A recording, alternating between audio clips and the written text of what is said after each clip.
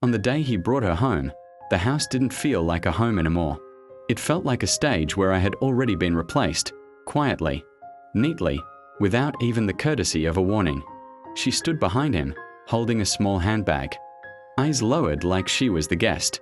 But I knew better. Guests don't arrive holding the hand of your husband. And yet, I smiled. Not the kind of smile that reaches the eyes. The kind you wear when you've already died inside once and decided not to do it again. "This is Aisha," he said casually, as if introducing a colleague. "She'll be staying with us for a while." I tilted my head slightly, as if considering his words. Then I looked at her. Soft dress, careful posture, nervous fingers tightening around her bag strap. And I said gently, "Welcome home, sister." The word landed between us like a blade wrapped in silk. Her eyes flickered. His brows tightened. "Sister?" He repeated, confused. "Yes," I said, still smiling. "If she's going to live here, eat here, be treated like family, then what else should I call her?" Silence stretched. For the first time, she looked uncomfortable.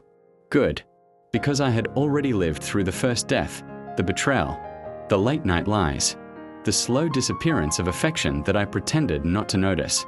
And something strange happens when you survive your own ending. You stop begging to be chosen. That night, I cooked dinner for 3. I set the table properly. 3 plates, 3 glasses, a perfect picture of a family that no longer existed. He expected tears, arguments, collapse. Instead, I asked her politely if she preferred tea or coffee. She barely spoke. He kept watching me, like he was waiting for the mask to crack. But I didn't break, because I had already decided something important. If I was reborn that day, it wouldn't be as a wife trying to be enough.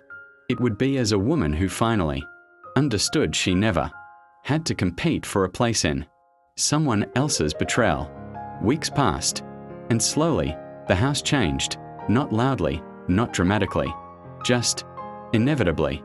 I stopped waiting for him at dinner, stopped asking where he had been, stopped looking at him like he still had the right to define me. And strangely, that was when he started looking at me again, as if losing my pain meant losing his control, as if my silence was suddenly louder than all my past complaints. One evening, as I prepared to leave the table early, he finally spoke. "You've changed." I paused at the doorway. "Yes," I said calmly. I stopped waiting to be saved in a story where I was never the heroine. And I walked away. Not because I was broken, but because I had finally understood.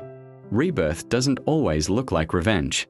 Sometimes it looks like walking out of the role they wrote for you, and never returning.